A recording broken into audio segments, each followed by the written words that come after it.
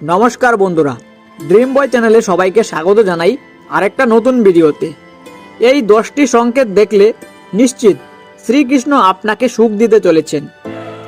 হিন্দু শাস্ত্র ও ভক্তদের বিশ্বাস অনুযায়ী যখন জীবনে ইতিবাচক পরিবর্তন আসতে শুরু করে তখন তা ঈশ্বরের কৃপা হিসেবেই ধরা হয়। বিশেষ করে শ্রীকৃষ্ণ এর ভক্তরা মনে করেন কিছু বিশেষ সংকেত তার আশীর্বাদের ইঙ্গিত দেয়। চলুন জেনে নেওয়া যাক সেই 10টি সংকেত। তো ভিডিওটা শুরু করার আগে আপনাদের কাছে একটা ছোট রিকোয়েস্ট, যারা আমার চ্যানেলে এখনও নতুন রয়েছেন তো চ্যানেলটাকে সাবস্ক্রাইব করে এমনভাবে পাশে থাকবে। তো চলো সেই 10টি সংকেত কি কি সেগুলো আমরা জেনে নিই।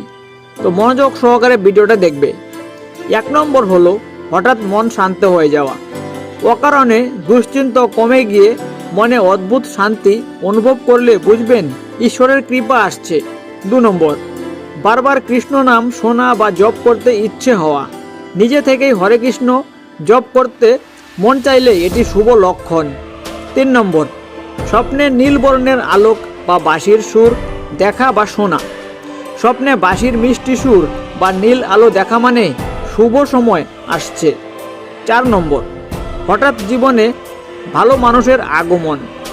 খারাপ সঙ্গ দূরে সরে গিয়ে ভালো সহায়ক মানুষ কাছে এলে বুঝবেন কৃষ্ণের পরিকল্পনা চলছে।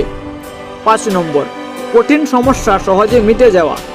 যে সমস্যায় বহুদিন আটকে ছিলেন তা হঠাৎ সমাধান হয়ে গেলে এটি ঈশ্বরের ইশারা। 6 নম্বর ভগবদ্গীতা পড়তে আগ্রহ জন্মানো। হঠাৎ ভগবদ্গীতা পড়তে বা শুনতে ইচ্ছে হওয়া মানে আত্মিক উন্নতি শুরু হয়েছে। 7 নম্বর মন্দিরে যাওয়ার প্রবল টান অনুভব করা।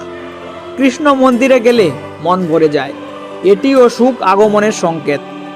8 নম্বর বারবার ময়ূরের পালক চোখে পড়া। ময়ূরের পালক কৃষ্ণের প্রিয় অলংকার, এটি সৌভাগ্যের প্রতীক। এটাও হতে পারে বারবার আপনার স্বপ্নের মধ্যে ময়ূরের পালক আপনার চোখের সামনে ভেসে উঠছে, তো সেটাও ধরতে গেলে এক সৌভাগ্যের প্রতীক হিসাবেই ধরা হয়। 9 নম্বর অন্যের উপকার করতে ইচ্ছে হওয়া। নিঃস্বার্থ সেবা করার মনোভাব জাগা মানে কৃষ্ণ আপনার হৃদয়ে স্থান নিচ্ছেন। 10 নম্বর অকারণ আনন্দ অনুভব করা। কোনো বিশেষ কারণ ছাড়াই মন ভালো লাগা, এটাই সবচেয়ে বড় সংকেত। মনে রাখবেন সুখ কেবল বাহ্যিক নয়, আত্মার শান্তিই আসল সুখ। বিশ্বাস ও ভক্তি থাকলে শ্রীকৃষ্ণ অবশ্যই সঠিক সময়ে আশীর্বাদ করবেন। আপনি কি এই সংকেতগুলোর কোনোটি অনুভব করেছেন? এবং যারা যারা অনুভব করেছেন অবশ্যই কমেন্টে জানাবেন, এবং যারা যারা এই সংকেতগুলো অনুভব করেননি তারাও মনোযোগ সহকারে ভিডিওটা দেখবেন এবং কমেন্টে জানাবেন। তো আশা করি আজকের এই ভিডিওটা আপনাদের ভালো লেগেছে। শ্রীকৃষ্ণ সেই 10টি সংকেত নিশ্চিত করলে আপনাদের সুখ দিতে চলেছে। তো সেই সুখগুলো কি কি, সংকেতগুলো কি কি 10টি, তো অবশ্যই আপনারা বুঝতে পেরেছেন, জানতে পেরেছেন, শিখতে পেরেছেন। ভিডিওটা ভালো লাগলে একটা লাইক করে চ্যানেলটাকে সাবস্ক্রাইব করে এমনভাবেই পাশে থাকবে। তো বন্ধুরা চলো দেখা হচ্ছে কাল একটা নতুন ভিডিওর সাথে।